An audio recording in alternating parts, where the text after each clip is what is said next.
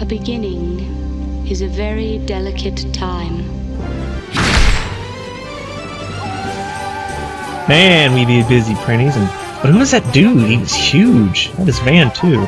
I have to walk to work. Anyway, welcome to PrinnyCast Roundtable, a casual weekly show where we talk about what we've been up to and the various gaming-related stuff over the last week. We're your hosts. I'm Chris. This is Grover. Hello. This is Mike. Hello. And Etna's chatting with us through text messages there. Enjoy a lot of the videos from the following bundle games throughout the show. The bundles to note this week include Bundle Stars having 2 new bundles, with the Fusion Bundle, which is 9 games for $3.50, and Reboot 1.0 Bundle with 6 games plus 1 DLC. Familiar to the Bundle Stars regulars for about $3.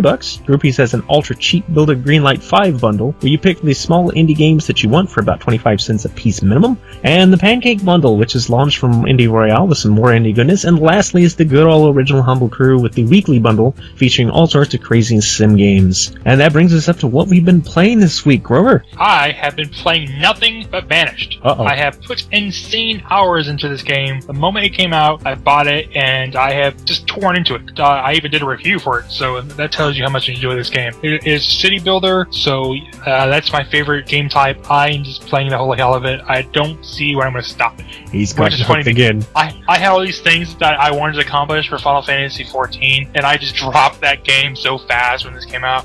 It's just like, I'll play that eventually. It'll still be there. MMO. On the plus side, you did get a lot of what you were trying to get done last week. Yeah, I got the body and I got the relic, and people were like, oh, you gotta do Bahamut's Coil and stuff, and I'm just like, yeah, Banished, go away. And how about you, Mike? The typical World of Warcraft. I got back into Diablo 3. Not gonna really say why right here, because that's for later. I also bought Strider when it came out. I've been playing that. Played a little bit, but not too much, of Rogue Legacy this week, and that's really it. It's been a lot of other things like packing and trying to spend some time with some friends before I have to leave, so what about you? Not much this week. I'm doing my usual stuff on the browser MMO Tynan still. Did a few rounds in Mountain Blade, and then I started Siberia, which is the point-and-click kind of adventure game, but not much of anything else. Just a list of games I'd like to get back to. But the new capture card came in, I guess it was last week, but it was after the show, so we're doing this show almost in the middle of the week now. It's kind of confusing me. The quality on the capture of the older game consoles isn't as sharp as I was hoping for. 480 doesn't adjust very well to these 1080, 1280 monitors, but I was hoping the frames per second is a lot higher and the interlace is more fixable than it was on the old Easy Cap. So it still should look better than what used to by far, so hurrah, I think. Largely for Prinny Plays, but for anything else we need it for, it'll be there for too. And boy, do I have an itch to actually do some game making of my own. I picked up Multimedia Fusion in that Humble Bundle some time back, and I've got this goofy space opera role-playing game that I started in RPG Maker a long time ago, like 2 years ago. I've got older stuff than even that, and I'd love to dig into either one of them, or even both. Make some sort of Metroidvania, say it right, Metroidvania and Fusion. That would be really fun, but I don't know. This time and effort and motivation never seem to come together at the same time. It's sad. Mm-hmm. That Same with me. happens. So, a little bit of topic stuff. I really don't even know how to get into this one because it's technically over my head because I own neither one of these consoles, but just kind of wanted to add my 2 cents in, and that is, what's the deal with the controversy over the aspect ratio between the Xbox One and PS4? I mean, I know there's jumps between 720 and 1080 and 1280, but this seems like a whole Megs thing, like that was in the 16-bit era cartridge stuff again. Can the fidelity really be that major an issue as long as the game is still looking really good? Is it that important? Some of them it is, I guess. It doesn't really bother me that much. In fact, I didn't even really notice. I think it's more like one side trying to point out that they're better in that department than the other. That's what it seems to be in the past, and it definitely seems like it's supposed to be bragging rights for the PS4 overall, but I don't know. Maybe I just don't get it. I understand, especially when you're on a really high fidelity monitor like people are on computers, there can be a big difference there, but on a TV, you're not quite as close to it, so the details aren't as noticeable. Well, that's not necessarily true. I play all of my computer games on a 40-inch television screen, and I don't sit very far away from it. I am maybe 3 feet. How can you see the whole screen at once? Are you just immersing yourself? I just adapted to it, honestly. I couldn't at first. I had a really hard time playing things like Diablo or games like StarCraft, where I need to be able to see everything that's going on. Mm-hmm. I had a really hard time doing that at first, so it gets easier. You learn to keep your head on a swivel. Yeah, a little bit, I guess. It's about the same with me. Our front room has a 60-inch television, so I was playing League of Legends on that at one point, and it's just like, holy hell! Yeah, now that one I not really had much success process. The only time I play League of Legends on this TV is when I'm going ARAM, when the match doesn't matter. I haven't played that game in so long. But really, aside from Kojima's statements earlier in the year about Metal Gear Solid 5 looking slightly better on the PS4 and certain media outlets constantly trying to flame the whole fanboy wars, is this really sort of a thing that should be a system decider? I mean, I'm all for nice graphics and smooth frame rates and everything like that, but I don't know, the difference between 1080 and 1280 just do not seem like enough for me to choose one console over the other. It should be about the games, not how good they look. Yeah, the quality, you know, how it plays and everything. Graphics is usually always second or even third place for me for stuff. Either storyline, game quality, graphics. Unless the graphics are just dismal, like... Yeah, if it's more than just resolution and they take a major, like, the actual textures are lower, like the differences between, like, the PS3 and the 360 versus the Wii. The Wii just couldn't handle the stuff the bigger guys could, so they always took a major hit in certain areas that the other two didn't have to sacrifice. Kind of like the difference between my computer is on Final Fantasy 14 and you're playing Final Fantasy 14 on PlayStation 3. Probably. It is mind-blowingly different graphic-wise. You think this is probably just people trying to restart the console wars again? Possibly. I mean, I don't think they ever really went away. Well, technically no, but they've never really been to the level that they were back in the Genesis versus Super Nintendo, though. That's true. Although, even though Nintendo and Sega, you know, took their jabs at each other, Microsoft and Sony still do that. Oh, yeah. So it's not really so much that it's not at that same level. It's just that I honestly can't even agree with that assessment just by reading forums and stuff. People are so hateful to each other just because they like one console over another. I just always think it's funny, you know, Sega and Nintendo always just hated each other well, they didn't really hate each other. They just, you know, they wanted nothing to do with each other usually. And I mean, Sony and Microsoft, you know, they would talk royal shit to each other during the releases, and then afterwards give each other pats on the back like that was awesome. Yeah, it's like friends fighting. When Nintendo and Sega are like, "I hope you die."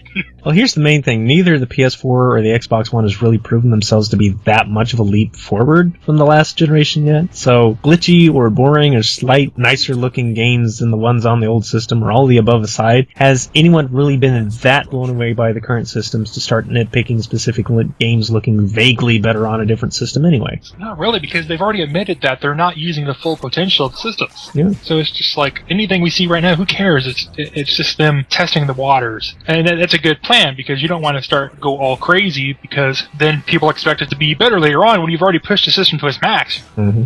I don't know, I'm probably completely wrong here. It's, like I said, this is not exactly my element. I have not played a lot of games on HD TVs, so I'm perfectly comfortable with old school consoles, whether it's more recent like a PS2 or way back to the NES. I'm comfortable with graphics not looking perfect. I mean, I like the pretty stuff, but... Yeah, I mean, it causes a nice ambience, but it's not going to completely turn me off from a game. It has to be something really major. So, it's a little bit of interesting news. It's certainly interesting, but Star Citizen is now up to $39 million without even shipping a game yet from all of their crowdfunding. That is amazing. That is just amazing. And they're talking about setting it up now because of this latest boost, and they're easily going to make 40. I know they are. They're going to have random procedurally generated stuff. Space? Yeah, so planet, that space, sounds really awesome. Possibly even missions and spaceships. And I really don't want them to. They should, you know, make the base game and do everything they said they're going to do, and then worry about that stuff after the base. Yeah. Because now they see they have so much money, they feel they must make more immediately. I'm terrified that may hurt them. They do need to make sure the infrastructure's there so they don't run into, oh, we should have done this back when we started. This is going to be a pain in the behind to convert now. I remember when they were at 2 million, and they were struggling for 2 million. I was just like, they might reach 2 million. It wasn't that long ago. It was like, what, 2 years? It was less than 2 years. It was a year. That's right, because I think they started they got off Kickstarter about the same time PrinnyCast started. Yeah, they got off Kickstarter for about 500,000, and then they did 250,000 on their own, and since then it's just been going up and up and up. And they get to keep all that money, unlike Kickstarter. Mm-hmm. Win or fail, they get to keep all that money. Also, I stand absolutely corrected about that Twitch Plays Pokemon channel, where thousands of people all simultaneously play one copy of the original Pokemon, and, you know, they type in left, right, A, B, and all that type of stuff. I thought that was going to be a massive failure, but here it is, a little over 2 weeks. They gathered about 30 Pokemon, collected all the badges, and are currently battling toward the game's end as we speak. So, all you hundreds of thousands of people that have been involved with that, I guess I applaud you, even despite all the trolls that were involved. Somehow, you've actually done it. I mean, wait, are they actually controlling it in the chat? Yeah. There's been... Wow. I have not seen under 50,000 people at any given time, no matter what time of day I check in on it, and it's topped somewhere around 120,000 people, all in there at the same time, telling the guy what to do. And I mean, it's not a human player, it's an AI player that's just taking the commands from chat. That is amazing. It's amazing, especially considering that they are succeeding. So, once again, proven that I can be indeed wrong. I'm not perfect. We should do that with Mugen and see how that turns out. Actually, do you remember Co-op, the one about the runner? Oh, God. Where you do the various keys. There's supposedly one that does that, and I know that one's got to be missed. Because I don't even know how that one works. It's so timing oriented. Pokemon, you can get away from, being a little jaggedy. But and speaking of Pokemon, bonus news that Pokemon's many movies and anime and cartoons, however you want to consider that, their series are finally coming to Netflix. I didn't know they weren't on Netflix, but I guess... I was hoping that you said they were coming to a damn end. Not yet. Started with a new kid. Ash is like 30 now. It's cartoon logic. Like The Simpsons. Bart should be older than me. Yeah. Bart should be 40. So follow us on Twitter at PrinnyCast, and you can contact us with email at PrinnyCast@gmail.com. You can find the rest of our links to YouTube and Twitch channels below for more. And you may have already noticed that Grover's officially moving himself over here, so he's already posted his first Banished video. And I gotta go to my old channel and make a video that says, "Hey, get the hell out of here! Go to the PrinnyCast channel. Go now!" So expect even more content, and I know Mike's got some plans once he finally gets settled in and moved too. So Yes, it'll be a couple months, but yes. Channel's going to get slightly busier. We're already at like 3 videos a week on average, and in this case 5. Doing about 3 Let's Plays a week again, and I'm gonna try the YouTube first, and then if possible, go back to Twitch. It depends how much time I have. And somewhat unrelated, but just to remind folks of how bad my internet is, that big old Medal of Honor Prinny Plays was about 415 meg, which is not exactly huge because I think I shrunk it down to 720 instead of 1280, and I'm sorry to everybody that I was just talking about this stuff. I'm sorry to everybody that likes their stuff in much higher resolution than I can upload to, but I think it was still pretty high. And that took me 6 hours to do that. And Grover turned around and made that 45-minute long Banished video that was, 6 gigs or better? 6.36 gigs. And it took him 5 hours to upload it? Yeah. Actually, about 4.5 hours. That would be lovely to have that kind of internet. Oh, well. What's funny is that we're jealous of people that have the gigabit internet. Yeah, we're jealous, and, Chris is just like, you can all go to hell. Till we get back from hell. See you all next week. See you next time. See you next time.